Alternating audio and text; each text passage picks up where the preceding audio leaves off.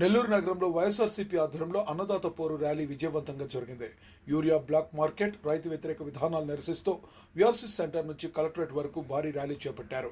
ఈ కార్యక్రమంలో సుమారుగా 4,000 మంది వైఎస్ఆర్సీపీ నాయకులు, కార్యకర్తలు, రైతులు పాల్గొన్నారు. జిల్లా అధ్యక్షుడు Kakani Govardhan Reddy, city incharge MLC Parvathareddy Chandrasekhar Reddy, rural incharge Anam Vijay Kumar Reddy, మహిళా విభాగం state working president Kakani Poojitha సహా పలువురు నేతలు ర్యాలీలో పాల్గొని రైతులకు మద్దతు తెలిపారు.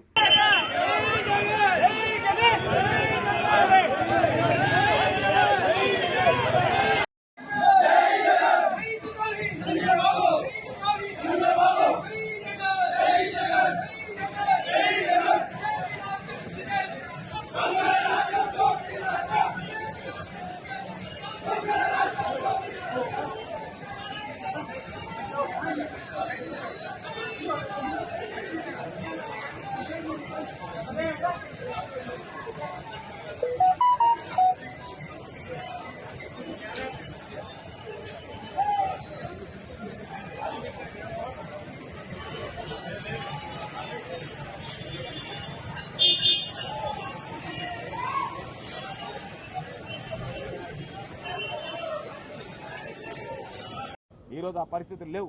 రైతు గోడు అంటున్నాడు, రైతు బాధపడుతున్నాడు. మీరు సంబంధించి ఉచిత పంటల బీమా ఉంటే ఎత్తేశారు, దాని గురించి ఈరోజు మాట్లాడటం లేదు. చంద్రబాబు నాయుడు రైతులకు సంబంధించినటువంటి నష్టపరిహారాన్ని అంచనా వేయమంటే తక్కువగా చూపించి ఆ నష్టపరిహారాన్ని పంపిణీ చేసేటువంటి పరిస్థితులు లేదు.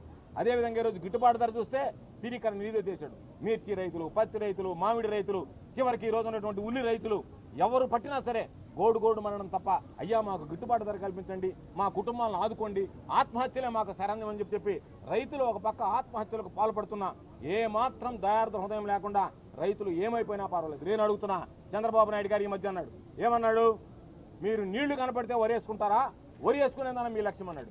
ఇదే చంద్రబాబు మరొకనోడితే ఏం చెప్తున్నాడు, బనకచెర్ల ప్రాజెక్టు తీసుకొస్తే మరో 1,00,000 ఎకరాలకి నేను నీరు ఇచ్చేటువంటి అవకాశం ఉంటుంది అని చెప్తున్నాడు.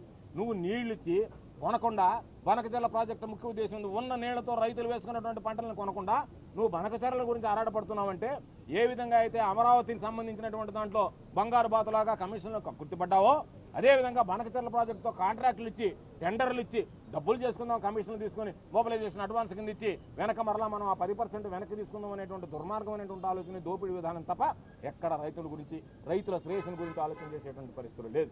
కాబట్టి మేము అనేక రకాలైనటువంటి ప్రధానమైనటువంటి డిమాండ్లతో ఈరోజు కలెక్టర్ గారికి వినతి పత్రం ఇచ్చాం.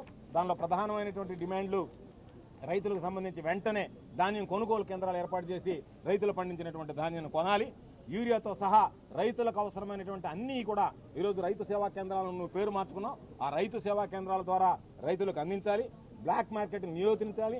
ఎందుకంటే మేము ఉన్నప్పుడు స్పెషల్ టాస్క్ ఫోర్స్ ఏర్పాటు చేసి ఎక్కడికక్కడ ఎవడన్నా బ్లాక్ మార్కెట్లో అమ్మినా లేదా కాలం చెల్లినటువంటి మందులు అమ్మినా వెంటనే క్రిమినల్ చర్యలు కూడా తీసుకునేటువంటి అవకాశం ఉండేది. కాబట్టి మీరు బ్లాక్ మార్కెట్ నిరోధించడానికి తూతూ మంత్రంగా, మొక్కుబడిగా పత్రికల్లో ప్రకటనలు ఇచ్చి ఆ పత్రికల ప్రకటన ద్వారా ఏదో ప్రజలను మభ్యపెట్టాలనేటువంటి ఆలోచన మాని మీరు చిత్తశుద్ధితో ఈరోజు బ్లాక్ మార్కెట్ నియంత్రించేటువంటి విధంగా చర్యలు తీసుకోండి.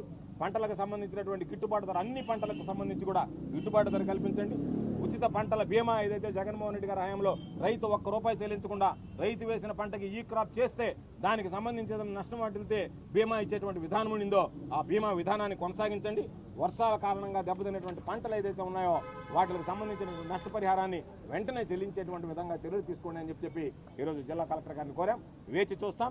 ఏది ఏమైనా ఈ ప్రభుత్వం కనుక రైతుల విషయంలో కనుక చిత్తశుద్ధితో పనిచేయకపోతే, రైతులకు సంబంధించినటువంటి సమస్యలను పరిష్కరించే విధంలో చిత్తశుద్ధి ప్రదర్శించకపోతే ఖచ్చితంగా వైఎస్ఆర్ కాంగ్రెస్ పార్టీ పక్షాన రైతులకు అండగా నిలబడి పోరాటం చేస్తామని చెప్పి ఈ సందర్భంగా వచ్చేటువంటి పరిస్థితుల్లో ఏ ప్రభుత్వం అధికారంలో ఉన్నా సరే ఆ ప్రభుత్వం ఎప్పుడు కూడా నిర్బంధించేటువంటి పరిస్థితి ఉండదు. ఈరోజు పర్మిషన్కి అప్లై చేస్తే అర్ధరాత్రి 2 గంటల ప్రాంతంలో వాట్సాప్లో పెట్టారు 19 నిబంధనలు.